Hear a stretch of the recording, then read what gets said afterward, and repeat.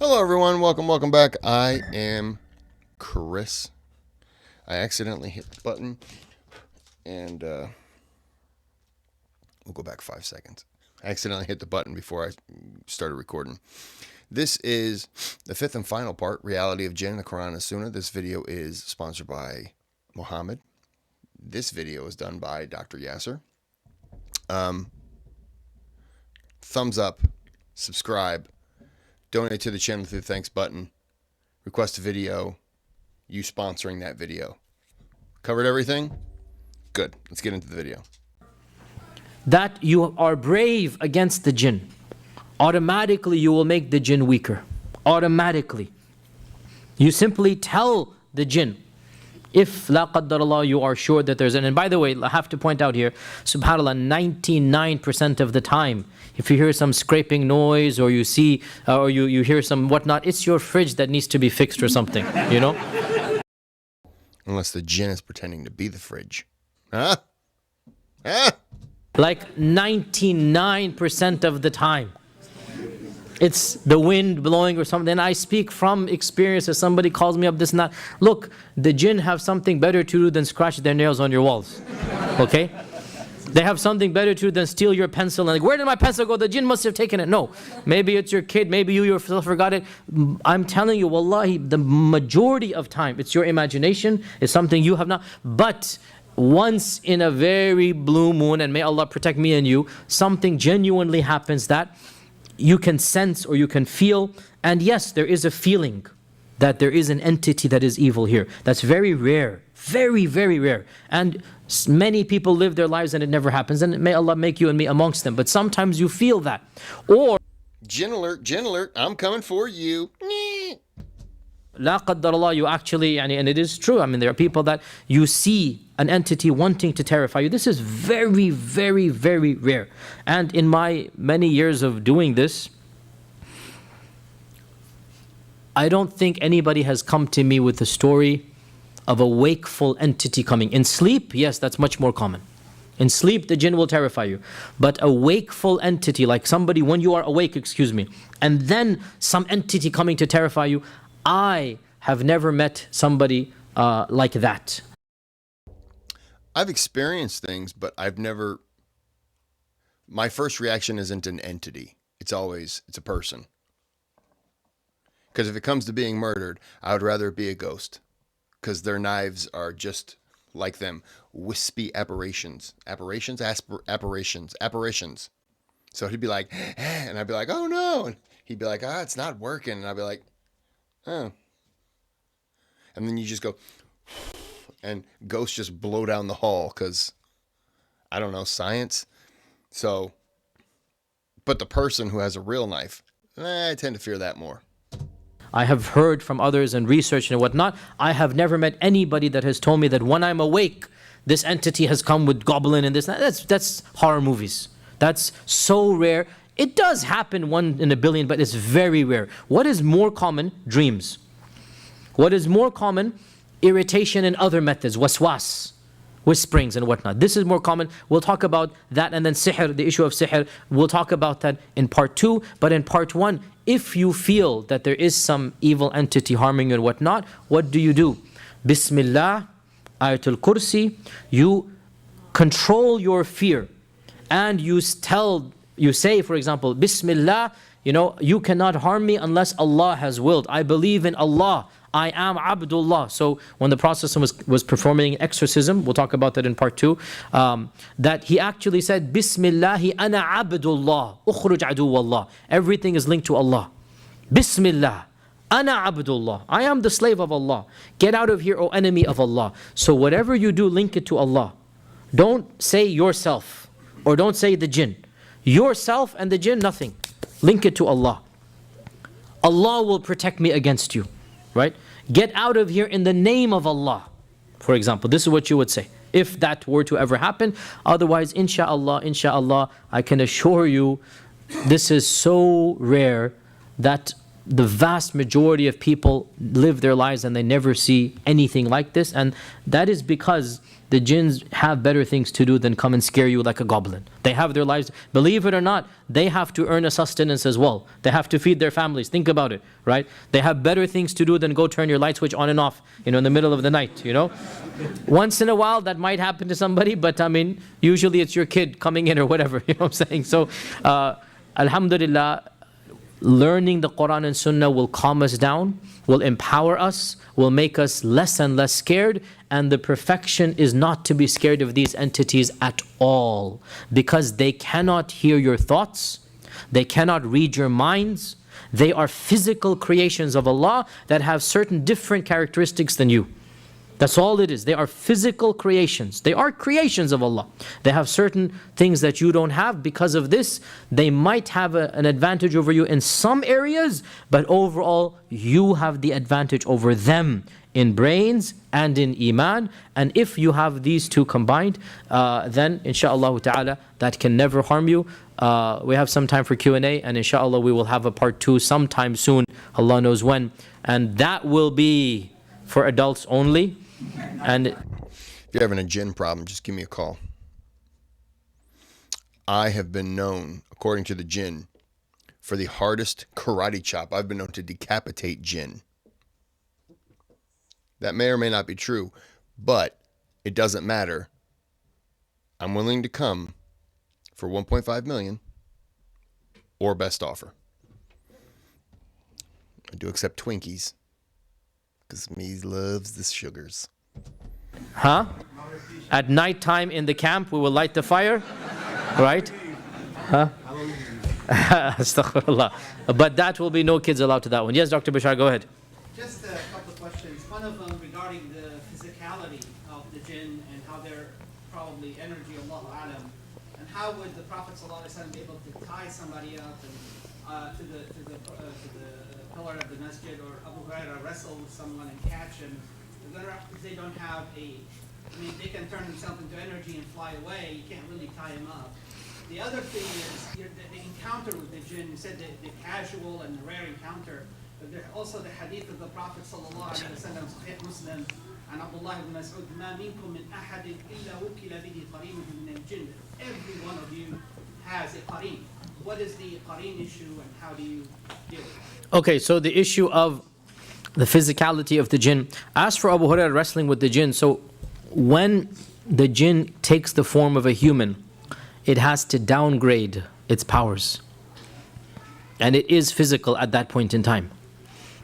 And Okay, so if it becomes human, it downgrades its power, downgrades its speed, and it then just becomes kind of as effective as a regular person. That's interesting. there are athar there is an athar that I did not quote today, of a sahabi wrestling with a jinn and overpowering the jinn in a physical form, when the jinn was a human. And the sahabi didn't know it was a jinn, turns out it's a jinn. So he wrestles with him and then beats him in a physical form. When the jinn becomes a human, the limitations become human. And Allah knows best. Maybe they can't just instantaneously become a jinn again. Maybe it takes some effort. We don't know. So that is why Abu Hurairah could physically grapple with him. And if a jinn enters into a body, it's not easy for the jinn to leave that body. It's not that simple. And this is the issue of possession, which that's going to be the rated R stuff in the next lecture, right? Not for now. That if the jinn enters the body, it's not easy. It's actually very difficult to get the jinn out. So I'm talking about E equals MC squared. It's pretty clear it's not that easy. And the Ifrit was talking about the maximum. That's the first thing. The second thing about how the Prophet was doing it, that's alim al-ghayb. This ilm al-ghayb. How could the Prophet tie up a jinn? Obviously not with something physical. He was thinking about another method of maybe through the angels. We don't know, and going to be beyond our scope.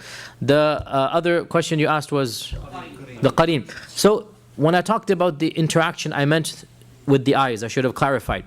Jinns do not just appear in front of us at random day and night. And we all know this from our experiences. Every culture knows this. No matter what the culture is in the world, seeing a demon or something is the exception and not the rule. Correct? That's what I'm trying to say. We're not talking about the effects of the shayateen on us in waswas. That's a whole different topic, which we might get into even in part 3, because part 2 is about sihr and ruqya, right? The issue, actually I've given a khutbah 3 years ago, about seeking protection from shaitan here at MIC. So the issue of shaitan's waswas and qareen, I didn't talk about today. That is a whole different topic of what is the role of shaitan, why did Allah create shaitan, how do we protect ourselves against particularly shaitan. That is a subtopic of what I did today. I didn't shed too much light on that. Maybe we will in the future, inshallah. Sisters, any questions? Yes? I have heard that we have a jinn on our shoulder or somewhere. This is what the brother Bashar is, you have a qareen. This is a shaitan. That when every one of us is born, a shaitan is assigned to misguide us.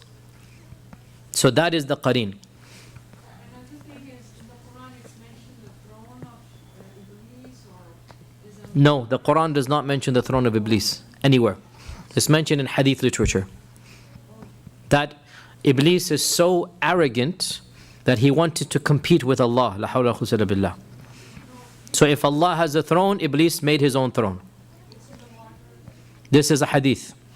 It's in the water somewhere, that he has a throne over some body of water, but we don't know where, and obviously it doesn't make any sense to try to narrow it down to the Bermuda Triangle or something like this. We'll let it go, inshallah. Yes, go ahead. Like animals, are they like, for example, during at nighttime, when a dog just starts barking and whatnot, are they able to sense the jinn, and if when a jinn enters, or is in a dog form, for example, or a snake form, is there a way to tell that animal in fact is? So the second question first, is there a way to tell that a particular animal is a jinn or an animal at any given time? No, not immediately, no. That the jinn outwardly will look like that animal at the time, and that is why our Prophet ﷺ explicitly said, speak to that entity and tell it to get out of the house. So if it is a jinn, it will understand you, because it's a jinn. And if it's not a jinn, it will not understand you. So there's no easy way of telling that is the case. However, I don't want to tell any weird stories or not, but if the animal starts acting more than just like an animal, let me just leave it like that. Okay, maybe like kind of like that type of stuff. Okay.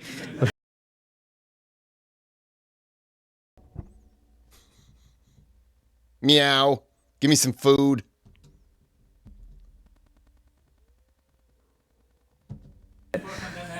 Yeah. So if the animal has certain powers that clearly animals are not typically having. Like a cat riding a broom.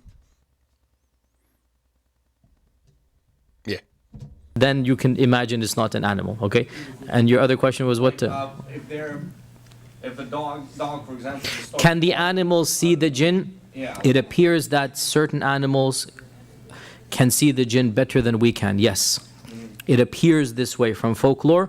It appears that certain animals, in particular dogs and cats, might be able to perceive the jinns in a manner that we are not able to perceive. Okay, yes, brother. Well, Mustafa and then you. Okay, Mustafa, because Mustafa had his hand first. Mustafa and then you. well, حديث of the Prophet صلى الله عليه وسلم إذا كان جنح الليل أو أمسيتم كفوا صبيانكم فإن الشياطين تنتشر حينئذ فإذا ذهب ساعة وبعدين كمان الحديث فإن الشيطان لا يفتح بابا مغلقا.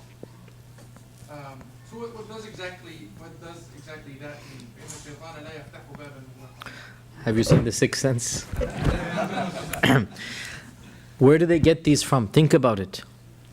Think about it. What did I tell you? I mean, if you understood the joke I'm saying, the hadith translates the shaitan does not open a closed door. That's the hadith. Shaitan does not open a closed door. And if you look at the folklore, the famous movie that came out, they had this, one of the rules was the demon is not going to open, the ghost is not going to open the closed door. Where do they get this from? These are things that they simply, it's real, and humanity kind of figures it out, and our Qur'an and Sunnah proves it in different ways, and so it merges together. So the meaning here is that, quite literally, When you close the door and you mention the name of Allah subhanahu wa ta'ala, the shayateen will not be able to enter it. It will be a barrier against them, quite literally. Right? But the point is, and that is why even when you go to sleep at night, the Prophet said, cover up your food. There's the hadith, like, don't just, same thing, don't just leave it like that. Cover up your food and say Bismillah over it. So if you have a cup of water at night, you shouldn't just leave it outside if you're going to drink it the next morning. You just put anything on top and just say Bismillah, cover it up. Because their barriers are different than our barriers. And our Prophet has told us, once you close the door and you say Bismillah, once you put something on the food, you say Bismillah, in a manner we will never understand. It will never, they will never, and let me give you another of these myths. In the Scandinavian countries, they believe in these zombies and Draculas and whatnot. Again, one of the rules is what? You have to give permission for it to come into your house. That's what I was thinking when he was saying it can't open a closed door. I was like, are we talking about vampires? But I get it now. I understand what he's saying. If you don't give permission, it's not going to come into your house. And there are horror movies based upon this as well. Okay, that is trying to trick you to get into that. And again, this hadith that shaitan cannot open the door once it has been shut. Means once you have shut it off and you're following the sunnah, then it will not be able to open up. And therefore you are supposed to close your doors at night. And you're supposed to say the name of Allah and over food as well. And shaitan will not have access to it. With this hadith, Shaykhna, it says, فَكُفُّوا صِبْيَانَكُمْ. So are kids especially vulnerable? Kids are especially vulnerable at one particular time. That is Maghrib time. That around Maghrib time, for around 40-50 minutes, we should bring the kids in.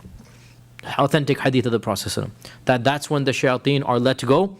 And so they like to irritate and tease and whatnot because they are shayateen. I mean, this is animalistic, isn't it? You want to tease a young kid.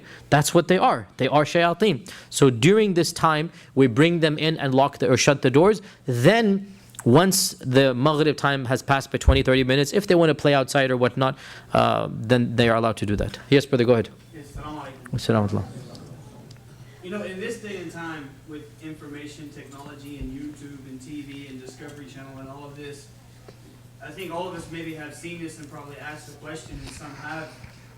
This ancient aliens and ancient astronauts, and you get into the stories of in the Bible and the Nephilim and all of this type of stuff, and the videos and the evidences of craft and UFOs and ETs, and we can laugh if we want, but if we look into it, there seems to be something there. We as Muslims, how are we to maybe view this? Is this possibly a creation of Allah subhanahu wa ta'ala which we have no knowledge of? Do we associate this with the Jinn? Is there anything that we can look at in the Qur'an and the Sunnah that maybe possibly will answer this phenomenon? So the brother asks a very good question, and that is... That's not me. The sound just cut out on the video. It's in like one ear. What is our position about alternative life forms, i.e. aliens? Do Muslims believe in aliens or not?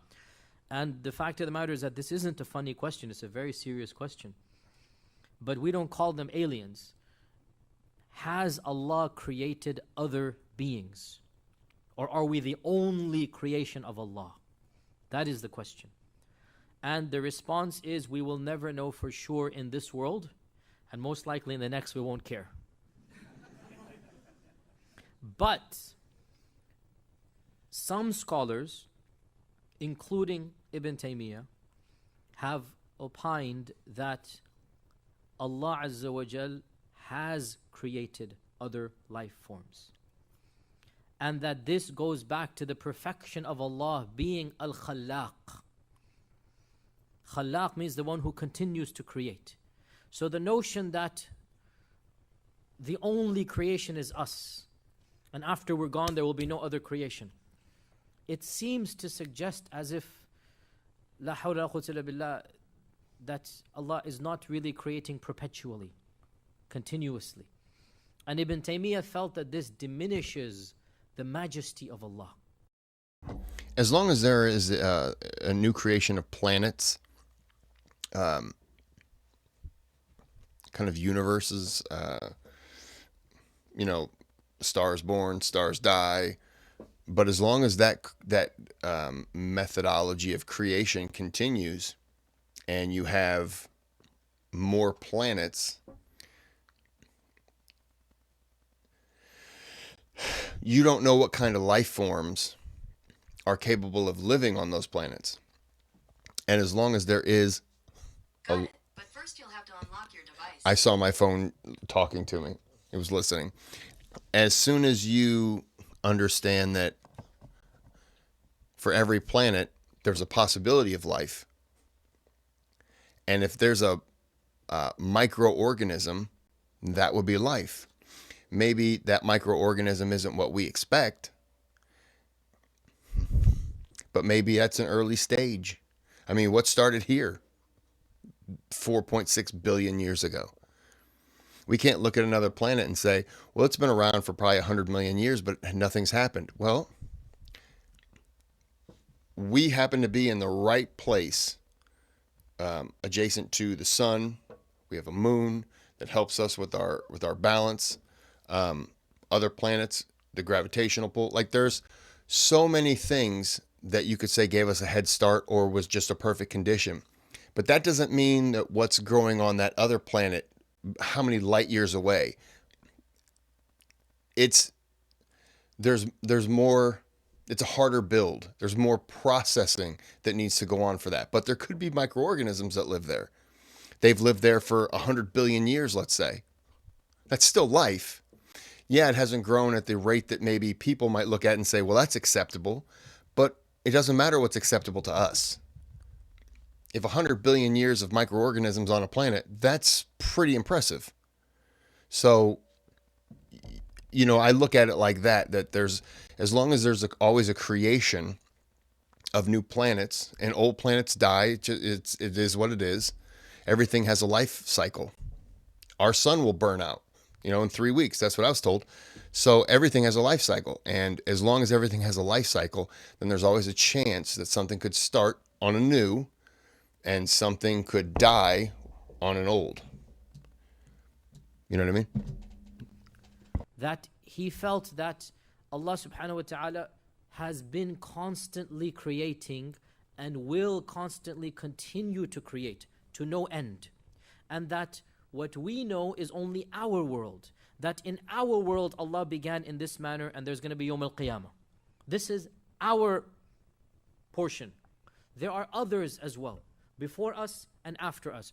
Are they simultaneous to us? Ibn Taymiyyah didn't talk about that. Ibn Taymiyyah is talking about the issue of Allah always creating. But there's no... And you also have to say, if there's a God,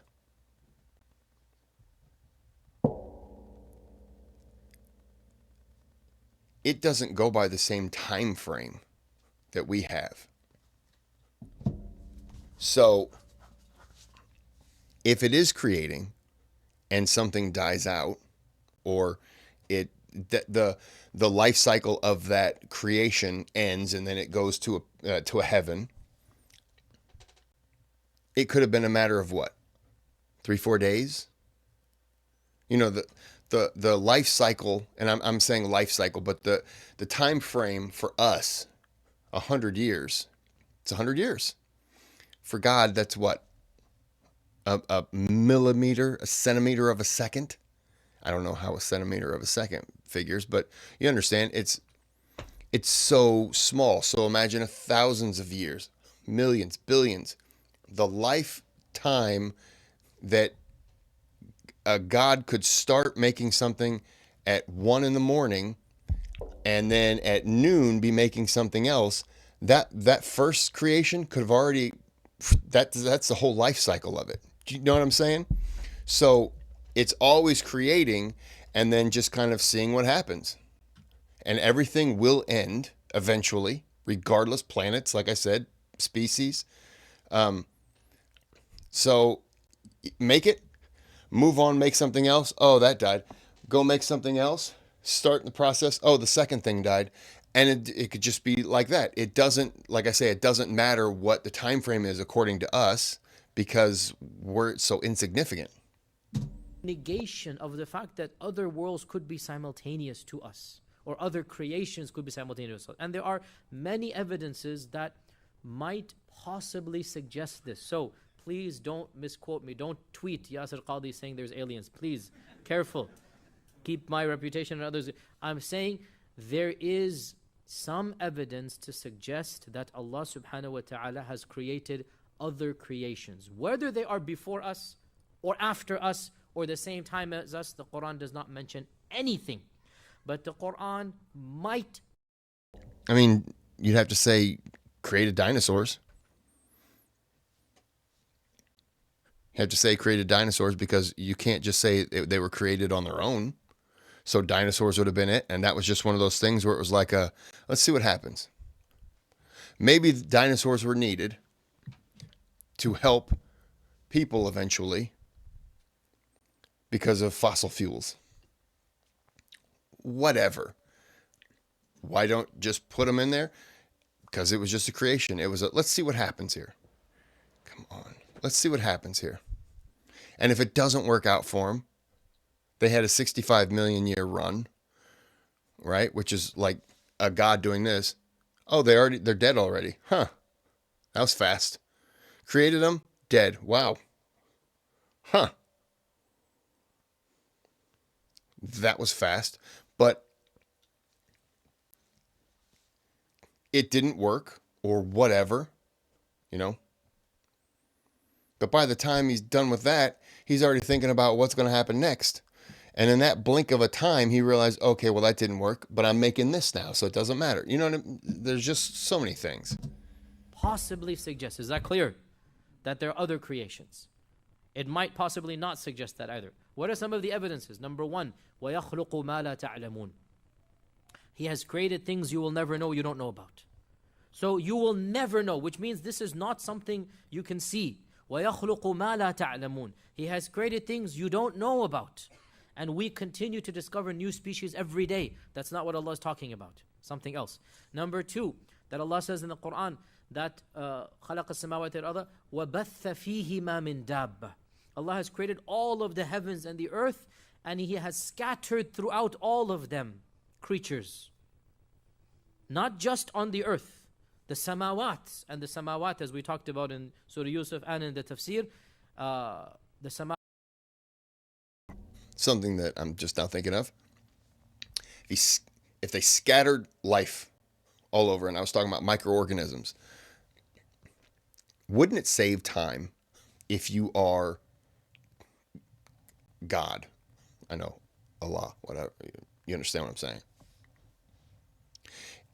If you can make that planet, that new creation, self-sufficient by giving it microorganisms, and again, you don't have time, because time is nothing.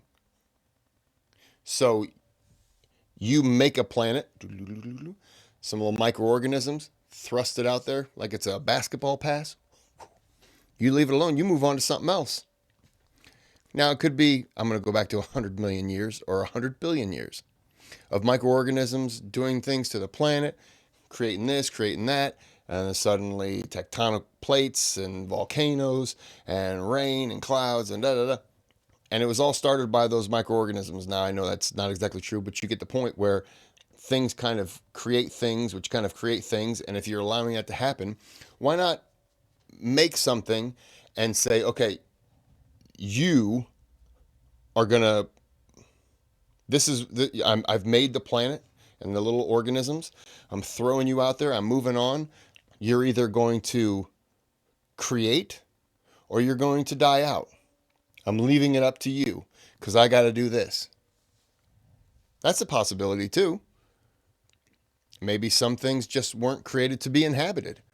They were created to help with other things, like a gravitational pull.